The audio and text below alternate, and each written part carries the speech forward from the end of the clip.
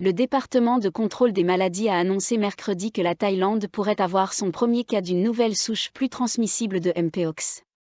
Le patient, un homme de 66 ans, originaire d'Europe, résidant en Thaïlande et travaillant en Afrique où le Mpox est endémique, était arrivé d'Afrique à 18h le 14 août, après un vol de correspondance en provenance du Moyen-Orient.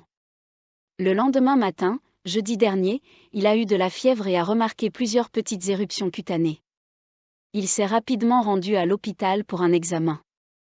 Le diagnostic a révélé qu'il était atteint de Mpox, une maladie virale. L'examen initial a montré qu'il ne s'agissait pas de la souche clade 2, qui n'est pas facilement transmissible. Les autorités sanitaires attendaient les résultats d'analyses génétiques approfondies pour confirmer s'il s'agissait d'une infection de type clade 1b, une souche plus transmissible. Il n'est donc pas encore confirmé à 100% s'il s'agit d'un cas de clade 1b ou non. Les autorités attendent les résultats des tests de comparaison génétique pour le confirmer vendredi. Il y a toutefois une possibilité, a déclaré le Dr Tang She.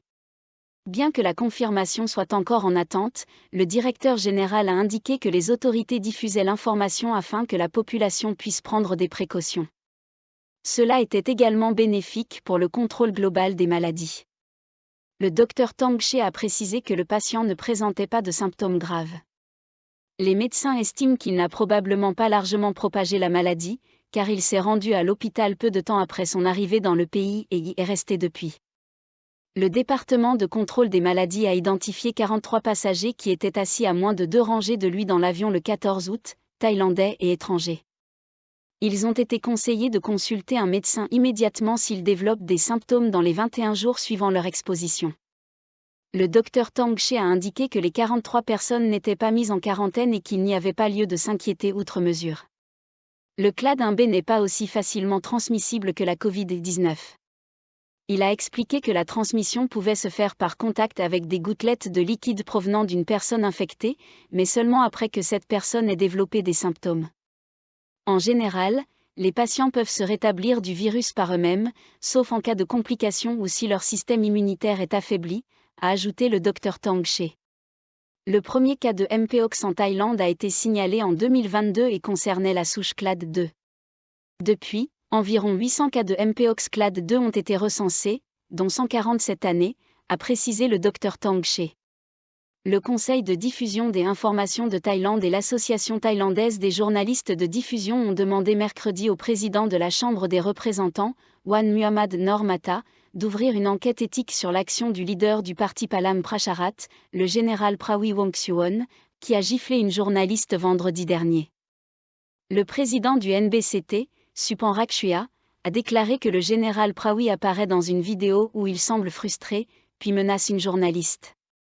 La vidéo montre le général Prawit, ancien vice-premier ministre, giflant une journaliste sur la tête avec sa main droite après qu'elle lui ait posé une question sur l'élection de Paetongtarn Shinawatra, leader du parti Pheu Thai, en tant que nouveau Premier ministre. Ce n'est pas la première fois que ce politicien adopte ce genre de comportement. Nous parlons ici d'éthique et du rôle des médias, qui doit être protégé, a déclaré M. Supan. Un standard devrait être établi pour sensibiliser les politiciens au fait que nous ne sommes pas en conflit. Nous faisons notre devoir, en rapportant des informations et des faits. Si les sources ou les politiciens ne souhaitent pas répondre, ils peuvent simplement dire « pas de commentaires », a ajouté M. Supan. La plainte se réfère aux articles 12 et 13 du Code de conduite des membres de la Chambre des représentants et de ses commissions.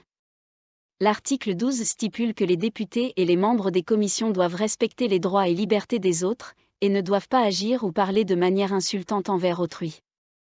L'article 13 précise que les députés et les membres des commissions parlementaires ne doivent pas adopter un comportement menaçant ou agresser d'autres personnes lors des réunions, au Parlement ou ailleurs. Les contrevenants peuvent être avertis, condamnés ou obligés de présenter des excuses devant une session de la Chambre. Le parti Palam Pracharat du général Prawit est le 3e plus grand parti de la coalition avec 40 députés. Cependant, le secrétaire général du parti, Tamana Prongpow, a annoncé mardi la formation d'une faction indépendante qui lui est fidèle plutôt qu'au général Prawit. Il a affirmé avoir 29 députés du parti de son côté. M. Tamana était ministre de l'Agriculture dans le précédent gouvernement dirigé par Srettha Thavisin. Sa rébellion a pris de l'ampleur alors que des spéculations suggèrent que le parti ne le nommerait pas pour un nouveau poste au cabinet en raison de son passé controversé. Monsieur Tamana a purgé 4 ans dans une prison australienne après avoir été condamné en 1994 pour complot d'importation d'héroïne en Australie. Un groupe de 134 avocats et professeurs de droit a critiqué les récentes décisions de la Cour constitutionnelle concernant la dissolution du parti Move Forward, MFP, et la destitution de Srettha Thavisin en tant que Premier ministre. Ils accusent la Cour d'avoir outrepassé ses pouvoirs, menaçant ainsi l'équilibre des pouvoirs dans le pays. La première décision, du 7 août, a ordonné la dissolution du MFP pour tentative de subversion de la monarchie constitutionnelle, avec une interdiction politique de 10 ans pour 11 dirigeants du parti. La deuxième, du 14 août, a destitué M. Srettha pour avoir nommé l'ex-détenu Pichi Chuanban comme ministre. Les experts en droit contestent ces décisions, estimant que l'interprétation des lois par la Cour est contraire aux principes fondamentaux et dangereuse pour la démocratie. Ils reprochent également à la Cour de ne pas avoir permis aux accusés de se défendre équitablement et d'avoir outrepassé son rôle, ce qui compromet l'équilibre entre les branches du gouvernement. Enfin, ils avertissent que ces décisions ont sapé la confiance du public, tant au niveau national qu'international, dans le système juridique et démocratique du pays.